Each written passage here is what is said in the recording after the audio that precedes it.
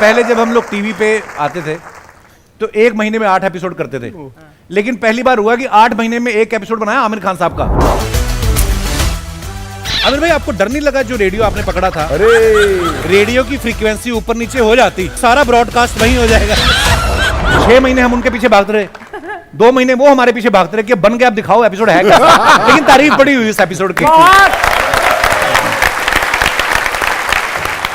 और आपको पता है एड शेरिन जो इंटरनेशनल सिंगर यहाँ पे आए थे, ब्रिटिश सिंगर, वो उस एपिसोड में तो इतिहास ही बन गया एक्चुअली। आपको पता ही है, क्योंकि तूने पूरे एपिसोड में इंग्लिश बोली इसलिए। नहीं I can speak English baby. मैंने इंग्लिश बोली इसलिए इतिहास नहीं बना है। एड शेरिन को हमने हिंदी बुलवा ली। मैं भी तुमसे प्यार करता हूँ। बड़े शहरों में छोटी छोटी बातें होती रहती। पुष्पा चुकेगा नहीं साला, चुकेगा नहीं साला, है ना। ऊपर से आगे सुनील पाजी के साथ बर्थडे राजस्थानी फोक गा गए, बर्थडे का गाना गा गए।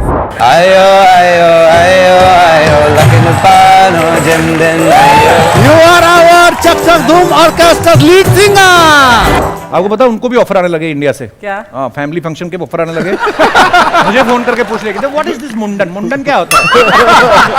मैं कहा जिस दिन आप स्टेज पे खराब परफॉर्मेंस दोगे ना, आपको पता चल जाएगा क्या होता है। But jokes apart, he is such a sweet guy. Ed, we love you bro. आज हमारे सीजन का फिनाले, और आज फिनाले के मौके पे आप सबकी जोरदार तालियों के बीच please welcome mister Kartik Aaryan और उनकी मम्मी मिसेस माला तिवारी। ओहो,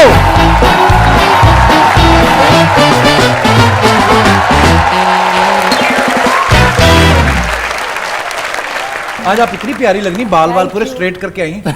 आपके शो में आना था ना। नहीं बहुत, इतने सारे लोग हैं, सुंदर दिख रहे हैं। नहीं वैसे ही आप इतनी प्यारी लगती है। कार्तिक एक बात बताओ, आज आपके जो मेकअप मैन है या ड्रेस दादा है, पहले आपको तैयार करने आया था कि पहले मम्मी जी पे फोकस था? मम्मी उनको लेके चली गई पहले।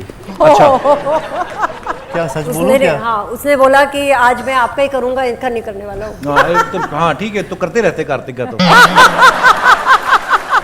इसका एडिट कौन देख रहा है? मैम एक बात बताइए, जैसे अपना बच्चा ना हमेशा माँ को यही लगता है कि मेरा बेटा दुबला हो गया, दुबला हो गया है ना। मेरी माँ भी यही कहती रहती है, हालांकि मैं कहीं जाता हूँ नहीं बोलती है मेरी माँ। अच्छा, हाँ, आपके बारे में बोलती है। मेरी तो तुम्हारी मम्मी जी हमेशा तारीफ ही करती है। हाँ, मुंह पे तो सबकी तारीफ ही करती है। हाँ, मुंह पर तेरे भी तारीफ करती है फिर। देखा, जेठानी है मेरी।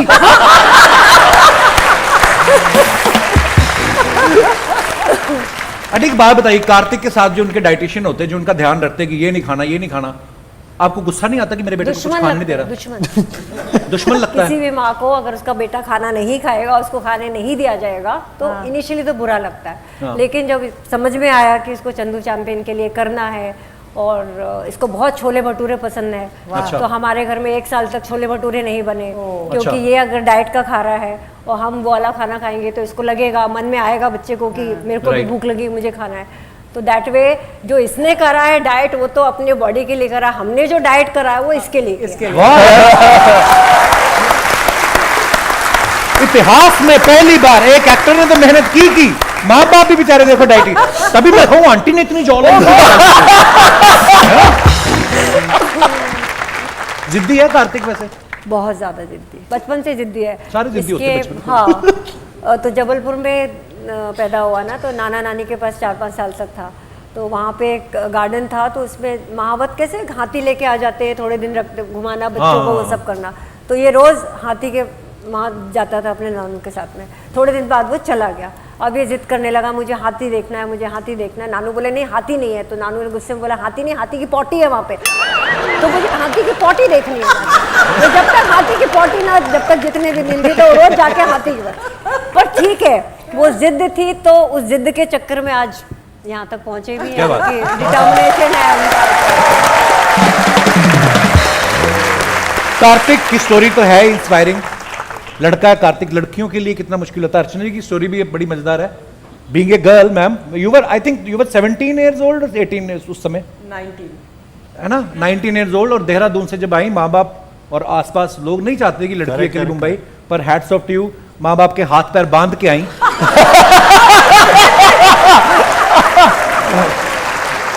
पर ये बात सही, कभी कभी ना हमारी इंडस्ट्री में ऐसा होता है, मैं भी जब टीवी में नया नया है ना, तो मेरी भी आसपास की कुलीग्स, अब टीवी में सीरियल तो मिल गया है, मशहूर हो गए आप, लेकिन इतने पैसे आए नहीं अभी, अभी आएंगे।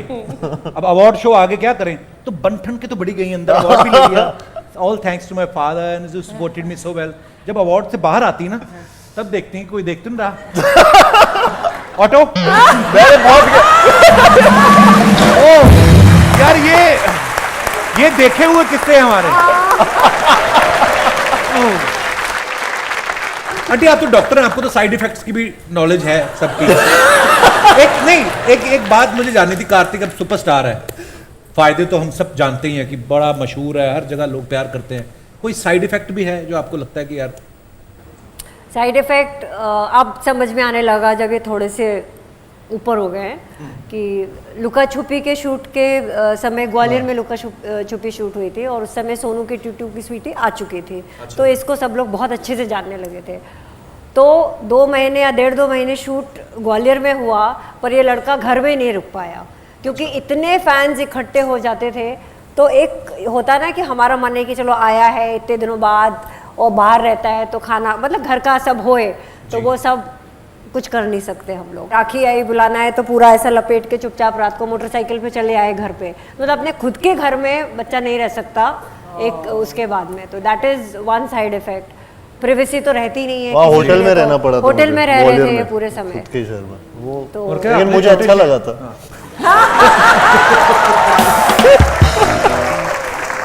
आंटी आपने देख ही लिया कार्तिक का लड़कियों में क्रेज कितना है।